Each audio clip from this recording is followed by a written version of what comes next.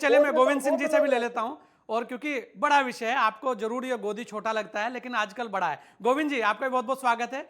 गोविंद सिंह जी, आपने जी। सुना, कांग्रेस को भी सुना और चैतन्य भट्ट जी भी काफी कुछ बोलकर गए हैं। हम ये कह रहे हैं कि सवाल उठा देना बड़ा आसान है, सभी कोई, हर कोई आजकल कहने को तैयार है भाई ये गोदी मीडिया है। आखिर जो मीडिया है उससे गोदी बनाने वाले कौन लोग हैं और उससे गोदी कहने वाले कौन लोग हैं, और उनको, ये एक बात बहुत बड़ी और बड़ी कड़वी बात है कि उनको पालने पोसने वाले कौन लोग हैं। ये इस पर बात करते हुए बहुत सारे लोग हिचकते हैं। तो क्या कहेंगे आप गोदी मीडिया को लेकर? और जो पंकज भाई ने कुछ चीजें बोली हैं, वो भले ही वो मुद्दों को अलग लेके गए हैं, लेकिन फिर भी मैं यही कहूंगा कि ये गोदी पर थोड़ी सी चर्चा होनी चाहिए कि आखिर उस गोदी को गोदी बनाने वाले कौन लोग हैं। देखिए, संजय जी, सबसे पहले तो मैं जो गोदी शब्द है ये क्यों आया, कैसे आया, उसके बारे में थोड़ा सा बोलना चाहूंगा। हम्म। गोदी जो शब्द है वो अंग्रेजी के एम्बेडेड जर्नलिज्म का हिंदी रूपांतर किया गया है। सन 2001 के आसपास इसको जड़ित पत्रकारिता कहा गया था। जड़ित पत्रकार, एम्बेडेड का मतलब है जिसके साथ आप बेड शेयर कर रहे हैं। हम्म। आमतौर पर ये पहले से होता रहा है, यानी कि जो सेना के लोग हैं अपने साथ, जो फौज के लोग हैं जो पत्रकारों को अपने साथ ले जाते हैं और अपने साथ रख करके अपनी सहूलियतें दे करके वो जो है दूसरी तरफ की तस्वीर दिखाते हैं, युद्ध की तस्वीर दिखाते हैं। तो युद्ध रिपोर्टिंग में, वार रिपोर्टिंग में मोदी ये एम्बेडेड जर्नलिज्म है, इसका प्रयोग होता था। जी। खाड़ी युद्ध में काफी ज्यादा हुआ इसका इस्तेमाल। फिर सन 2001 के आसपास जो खाड़ी युद्ध दूसरा हुआ उसमें भी इसका काफी इस्तेमाल हुआ। लेकिन आज के संदर्भ में जो गोदी मीडिया, उसी को जड़ित पत्रकारिता को गोदी मीडिया कह दिया गया है, इससे मैं सहमत नहीं हूँ। क्योंकि ये तो एक तरह से ये कहा जा रहा है कि राजनीतिक पक्षधरता, एक तरह से इसके लिए गोदी मीडिया का प्रयोग किया जा रहा है। कारण यह है कि जो जिन्होंने गोदी मीडिया नाम दिया है वे खुद गोदी मीडिया के एक तरह से रहे हैं। अ, देखिए, जो पंकज जी कह रहे थे इससे पहले कि आज से पहले सब कुछ ठीक था और अब जो है गोदी मीडिया हो गया, तो इससे मैं पूरी तरह से असहमत हूँ।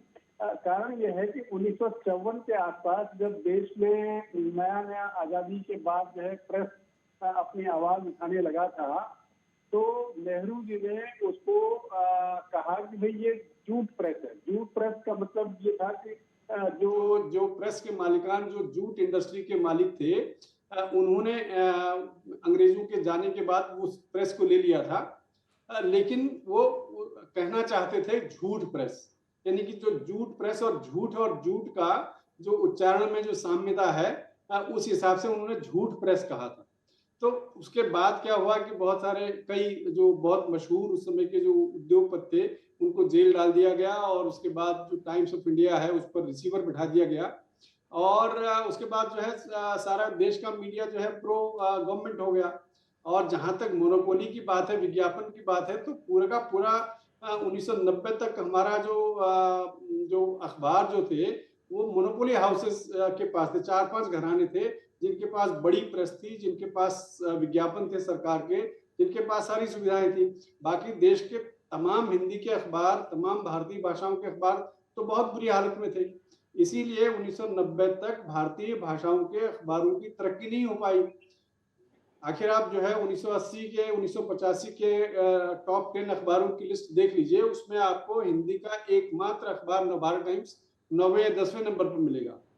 वो इसलिए ये था, हिंदी के जितने भी आज के बड़े अखबार हैं, चाहे जागरण हो, चाहे भास्कर हो, चाहे अमर उजाला हो, चाहे राजस्थान पत्रिका हो, वो सब अखबार बहुत एक तरह से बहुत बुरी हालत में थे, क्योंकि उनके पास कोई विज्ञापन नहीं था और उनके पास बड़ी प्रेस लगाने के लिए पैसे नहीं थे। और सबसे बड़ी बात यह है कि लाइसेंस परमिट राज होने की वजह से दुनिया भर से जो बड़ी मशीनें मंगाई जाती थी, बड़े प्रेस मंगाए जाते थे, उनके लिए सिर्फ जो है कुछ ही हाउसेस के पास लाइसेंस था। तो ये समस्या जो है हमारे यहाँ बहुत ज्यादा रही है, और कुछ ही हाउसेस के पास जो है सारी सुविधाएं रही हैं। तो आज की तारीख में तो हम बहुत एक तरह से खुला, हमारी 1991 के बाद तो अर्थव्यवस्था बहुत खुली है।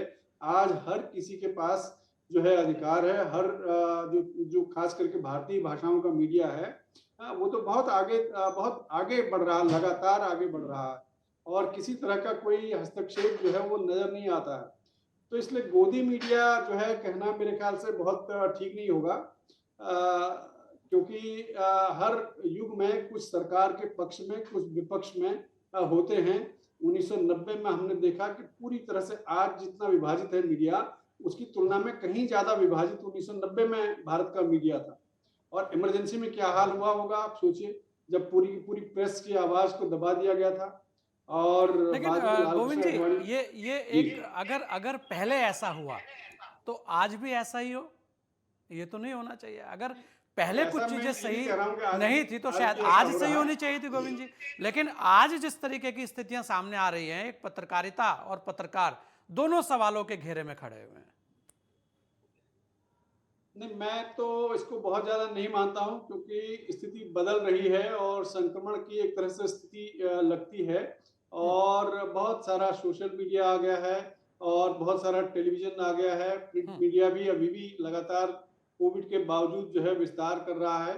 तो ये एक तरह से संक्रमण की स्थिति है और विशाल जो है मीडिया का जो रूप है, हमारे देश का जो मीडिया उद्योग है वो बहुत बड़ा आकार धारण कर चुका है। मतलब अभी तो 2.5 लाख करोड़ की इंडस्ट्री बन गई है। तो इसमें ये स्वाभाविक है, कुछ पक्ष में और कुछ विपक्ष में बहुत बड़ी संख्या ऐसी ऐसी है जो विरोध कर रही है। तो ऐसा नहीं कि विरोध के स्वर बिल्कुल दिखाई नहीं देते हैं, बड़ी संख्या में दिखाई दे रहे हैं। और सोशल मीडिया है, बाकी दूसरी तरह का मीडिया, सब तरफ आवाजें तो आ रही हैं। आवाजें और तो आ रही हैं, लेकिन वो आवाजें जहां से आनी चाहिए, जहां से उन्हें सुननी है, शायद वहां से नहीं आ रही है।